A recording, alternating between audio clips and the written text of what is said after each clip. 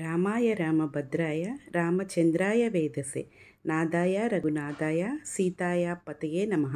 ఇప్పుడు మనం భద్రాచలంలో జరిగే పట్టాభిషేకాన్ని తిలకిద్దాం. శ్రీరామనవమి మరుసటి రోజు జరిగే అపూర్వ ఘట్టం ఈ పట్టాభిషేకం. నిన్నటి మిథిలా ప్రాంగణయే నేడు అయోధ్యాపురం అవుతుంది. పట్టాభిషేకంలో ఆంజనేయుడు కూడా పాల్గొనటం విశేషం. శ్రీరామచంద్రమూర్తిని మహారాజుగా దర్శింపచేసే ఉత్సవం. రాజదంపతులుగా సీతారామచంద్రుల అనుగ్రహం లభిస్తుంది. భద్రాద్రి పట్టాభిషేకం ఉత్సవంలో ఎన్నో ప్రత్యేకతలు. విజయసిద్ధిని అనుగ్రహింపచేసే పట్టాభిషేక వీక్షణం.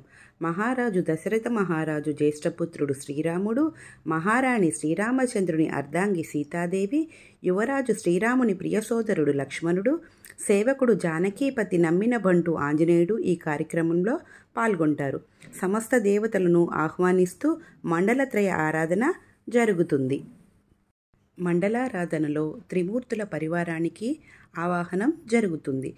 రామాయణంలో ప్రధానమైన వారందరికీ ఆహ్వానం జరుగుతుంది. తూర్పు భాగమున హనుమంతుడు, పశ్చిమాన లక్ష్మణుడు, కుడివైపున భరతుడు, ఉత్తరాన శత్రుఘ్నుడు, వాయువ్యంలో సుగ్రీవుడు, ఈశాన్యంలో విభీషణుడు, ఆగ్నేయంలో అంగజుడు, నైరుతిలో జాంబవంతుడు. ఈ పట్టాభిషేక క్రతువులో భాగంగా వీరందరికీ ఆవాహనం జరుగుతుంది. రాజచిహ్నాలతో శ్రీరామచంద్రునికి అలంకారం. కిరీటము, ఛత్రము, రాజదండము, రాజముద్రిక, బంగారు పాదుకలు, వింజామరులు సమర్పణ జరుగుతుంది.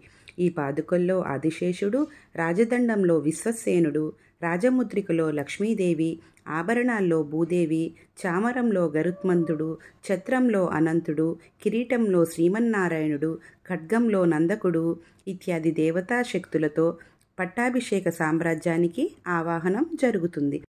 ప్రధాన కలశ జల సంప్రోక్షంతో రామచంద్రునికి పట్టాభిషేకం జరుగుతుంది. నా ఛానల్ నచ్చినట్లయితే లైక్ చేయండి, షేర్ చేయండి, సబ్స్క్రైబ్ చేయండి.